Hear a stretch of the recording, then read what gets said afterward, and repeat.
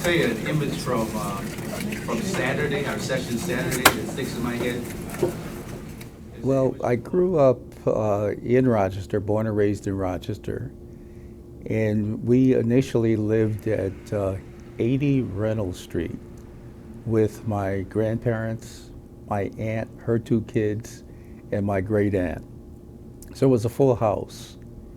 Later, when I was about 9 or 10, we moved into the 19th Ward. What was unusual about that is my parents did not get the opportunity to look inside the house they wanted to purchase.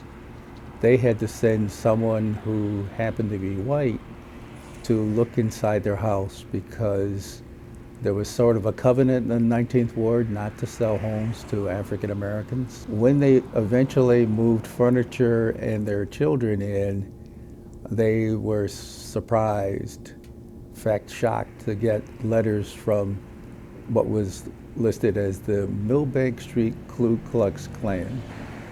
But they were undeterred. My mother at the time had her master's degree from the University of Rochester School of Education, was working on her doctorate, which she subsequently earned. So these were these little glitches as we moved, like they said, moving on up. When we moved into the 19th Ward, my brother and I went to school number 37, which was on Congress Avenue. A very nice setting for anybody who wanted to get a good education. And I had some fine teachers in that environment. Later moved on to West High School, which is now closed, but the building is still functioning as a high school on Genesee Street. To think about what the colleges I wanted to go to, I definitely wanted to leave home. And we met with the guidance counselor, and he gave me a couple of ideas and a couple of options, and we landed on a college I'd never heard of before. It was then called Harper College.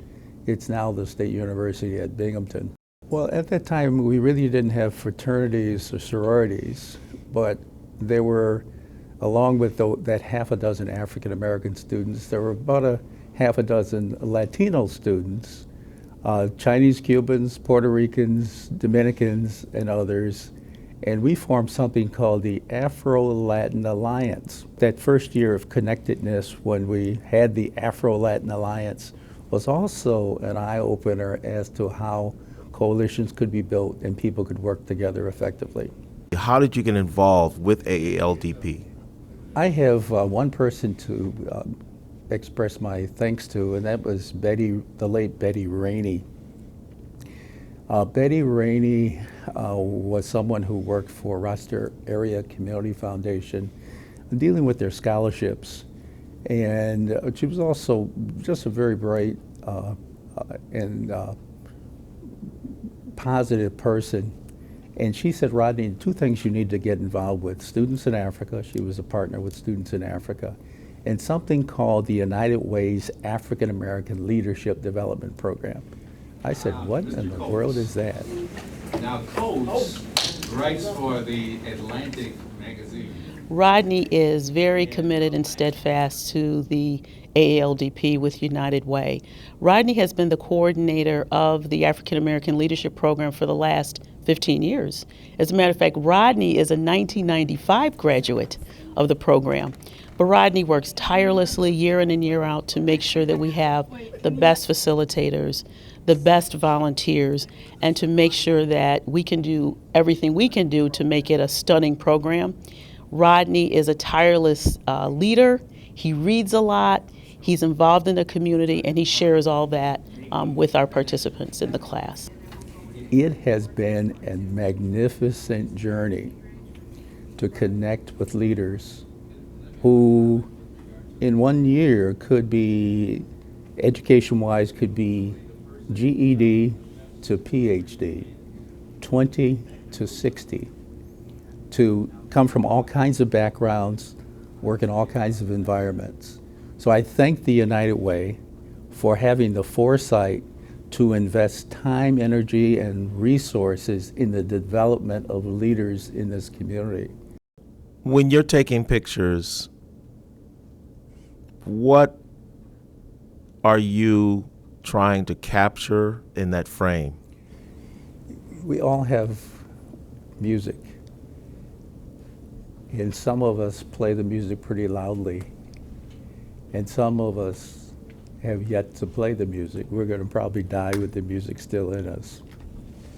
So what I'm trying to capture is some of the music that the person has within them.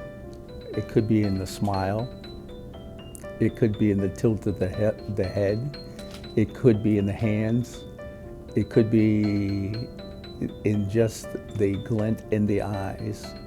But let me see if I can take away just a little bit of the story and the music that you have to tell. You're taking a lot of pictures of organizations in Rochester. It seems like when I look at your pictures, you seem to snap it at just the right moment. Seems to me. Well, you try to snap it when the tension's gone. Just before you take the picture, there's joy and there's not stress, there's a lack of tension. And then when you are about to take the picture, people tense up. And I try to catch it before they tense up or right after they've tensed up and then start to relax. I'm also very interested in taking photographs of organizations like the Deltas, AKA, and especially the Links, because the Links represent a coming together of powerful women who are doing good all the time as part of their four facets. And my mother's a Link, so I can see the history of that. I can see how they're bringing in younger women on a regular basis and expanding their interests and dynamics and capturing some of that. When people see your pictures 50 or 100 years from now, let's say a collection of your work looking at Rochester history, what would you like them to think or say about Rodney Young's pictures? I'm glad he was there. I'm glad he captured that. So as the photographer of last resort, I will get pictures that someone else may not get. At the same time, I'll be right there when a Mayor Johnson becomes mayor or Mayor Lovely Warren is installed as mayor, because those are some of the real highlights of Rochester and the highlights of my life. And it shows that progress is truly being made. So to be able to point to progress being made and to photograph it, even in the small way that I do it, I'm not a professional, is gratifying, and we just hope that people will appreciate that in the future.